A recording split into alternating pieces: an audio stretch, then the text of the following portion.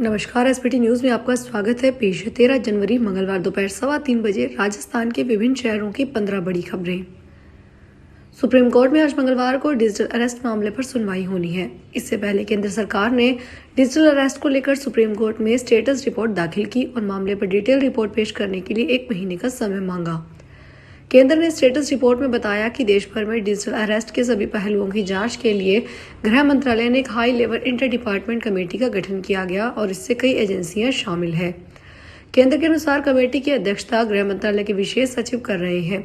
Committee में CBI, NIA Delhi police की IG rank के अधिकारी और Indian cyber crime coordination centre के सदस्य सचिव शामिल हैं।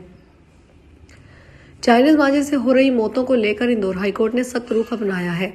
कोर्ट ने कहा कि प्रतिबंध के बावजूद लगातार जानलेवा घटनाएं होना दुर्भाग्यपूर्ण है और इसे रोकने के लिए कड़ी कार्रवाई जरूरी है।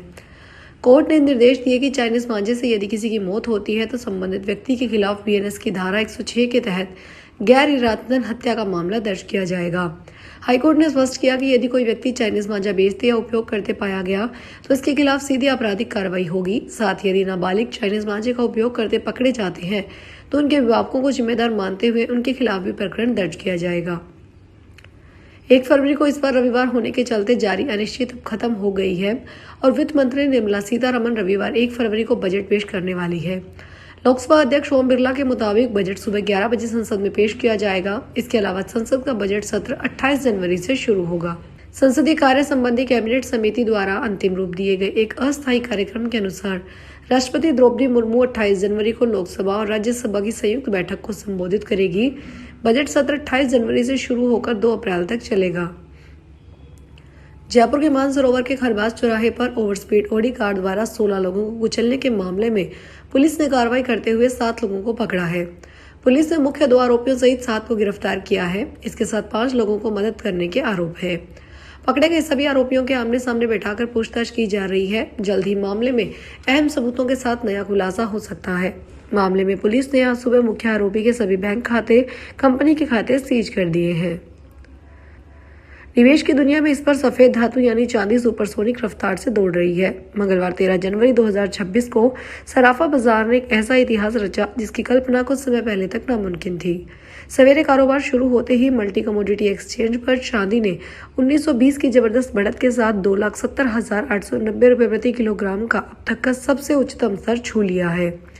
चौंकाने वाली बात यह है कि मात्र पिछले 12 दिनों के भीतर ही चांदी की चमक 12% से ज्यादा बढ़ चुकी है, जिससे निवेशकों की संपत्ति में प्रति किलो 29,000 का इजाफा हुआ है। जनगणना 2027 की तैयारियां तेज हो गई है। पहले फेज में फरवरी में प्रगणकों की नियुक्ति कर उन्हें ट्रेनिंग दी जाएगी। संभवतः बीएलओ को ही यह काम सौंपा जाएगा। बीएलओ पहले हाउस होल्ड सर्वे करेंगे। 150 घरों पर एक कर्मचारी लगाया जाएगा। यह अप्रैल से सितंबर 2026 के बीच पूरा करने का लक्ष्य रखा गया है। इसके बाद फरवरी 2027 में डिजिटल जनगणना शुरू होगी। जनगणना विभाग ने प्रगणकों की सूची मांगी गई है। अब वर्ष 2027 में की गई जनगणना का काम शुरू होगा, जो कि एक चरण में पूरी होगी। जिला, तहसील, राजस्व, गांव, नगर, वार्ड की सूची को अंतिम रूप दिया जाएगा। जोधपुर जिले में पंचायती राज चुनावों से पहले परिसीमन प्रक्रिया पूरी हो गई है। इसका अंतिम ड्राफ्ट अभी जारी नहीं हुआ है, लेकिन इससे पहले ही बड़ा सियासी अखाड़ा बनता नजर आ रहा है।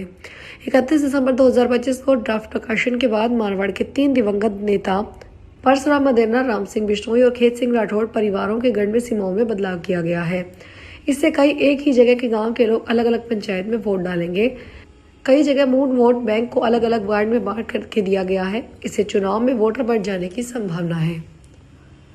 झुंझुनू की ऐतिहासिक हवेलियां और संकरी गलियां इन दिनों फिल्मी सितारों की चमक से गुलजार है। फिल्म अभिनेत्री तापसी पन्नू अपनी आगामी फिल्म घूंघट के लिए मंडावा पहुंची है, जहां उन्होंने इंस्पेक्टर दुर्गा के दमदार अवतार में शूटिंग शुरू कर दी है। शेखावटी बॉलीवुड के लिए परफेक्ट कैनवास बन गया है। मंडावा में फिल्म घूंघट के महत्वपूर्ण दृश्यों का फिल्मांकन किया जा रहा है।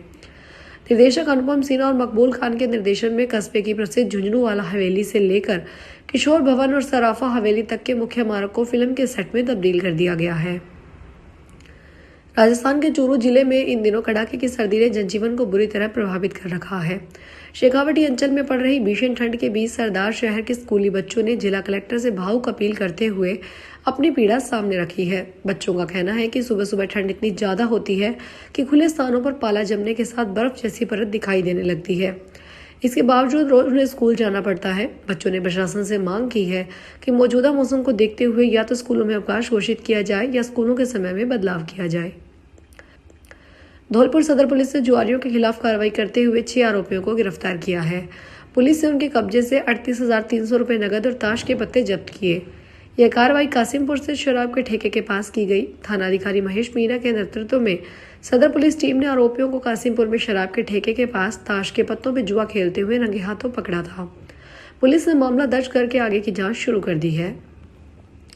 राजस्थान में सरकारी नौकरी की तलाश कर रहे युवाओं के लिए अच्छी खबर है। राजस्थान कर्मचारी चयन बोर्ड ने लिपिक ग्रेड 2 और कनिष्ठ सहायक के पदों पर भर्तियां निकाली है, जिसके तहत प्रदेश के 6 विभागों में लिपिक ग्रेड 2 और कनिष्ठ सहायक के 10,644 पदों पर भर्ती की जाएगी। इसमें गैर अनुसूचित और अनुसूचित वर्गों के लिए आरक्षित पद भी शामिल है। ऑनलाइन आवेदन प्रक्रिया 15 जनवरी से शुरू होकर 13 फरवरी तक चलेगी। इसके बाद 5 और 6 जुलाई को भर्ती परीक्षा हो सकती है। नागौर जिला मुख्यालय पर आगामी 19 फरवरी से शुरू होने वाले विश्वविख्यात राज्य स्तरीय श्री रामदेव पशु मेले को लेकर पशुपालन विभाग ने तैयारियां शुरू कर दी है। वहीं दूसरी तरफ नागौर जिले में वर्षों से आयोजित होने वाले 3 राज्य स्तरीय पशु मेलों में खरीदे गए गोवंश के अंतर्राज्यीय परिवहन में आ रही लगातार बाधाओं को लेकर पशुपालकों की चिंता बढ़ती जा रही है। बीते 2 वर्षों में गो तस्करी को लेकर कभी पशु मेलों में हंगामा किया गया तो कभी रास्ते में बैलों से भरे ट्रक को रोककर बैलों को खाली करवा दिया गया, जिससे पशुपालकों को भारी आर्थिक नुकसान उठाना पड़ा। राजस्थान में साइबर ठगी के आरोपियों से पैसे वसूलने और कैश के साथ पकड़े जाने पर सस्पेंड हुए सिरसा जिले के 3 पुलिसकर्मियों के मामले में राजस्थान में FIR दर्ज कर ली गई है। अब राजस्थान ACB जल्द इनकी गिरफ्तारी कर सकती है। इस FIR में एक अन्य नाम भी शामिल है, उसे भी जांच में शामिल किया जाएगा। मामले में राजस्थान ACB से SP पुष्पेंद्र सिंह का कहना है कि मामले में हेडक्वार्टर से FIR दर्ज कर ली गई है। इसकी जांच जारी है, जल्द ही आगामी कार्रवाई अमल में लाई जाएगी। राजस्व खुफिया निदेशालय ने देर रात बड़ी कार्रवाई की है। DRI ने स्थानीय पुलिस की मदद से सीकर हाईवे पर नाकाबंदी कर करोड़ों रुपए की MD ड्रग्स पकड़ी है। एक गाड़ी में 270 किलोग्राम MD ड्रग्स भरकर तस्करी के लिए लाई जा रही थी। DRI सिक्योरिटी एजेंसियों के साथ मिलकर कार्रवाई के दौरान पकड़े गए संदिग्धों से पूछताछ कर रही है।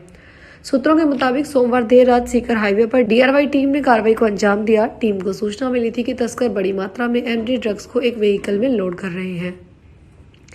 बूंदी के कापरेड में देश विरोधी गतिविधियों में संलिप्त लोगों के खिलाफ सख्त कार्रवाई की मांग को लेकर विश्व हिंदू परिषद, बजरंग दल के सानिध्य में सर्व हिंदू समाज के लोग, हिंदू संगठनों के कार्यकर्ताओं ने नारेबाजी करते हुए शहर के मुख्य बाजार में विरोध रैली निकाली और थाने पहुंचकर विरोध जताया।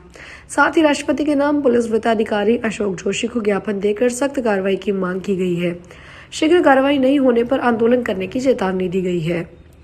फिलहाल इस बुलेटिन में इतना ही, फिर हाजिर होंगे बड़ी खबरों के साथ। अगर आप भी अपने आसपास की छोटी बड़ी और महत्वपूर्ण खबरों से अपडेट रहना चाहते हैं तो सब्सक्राइब कीजिए हमारे चैनल SPT न्यूज को और प्रेस कीजिए बेल आइकन पर।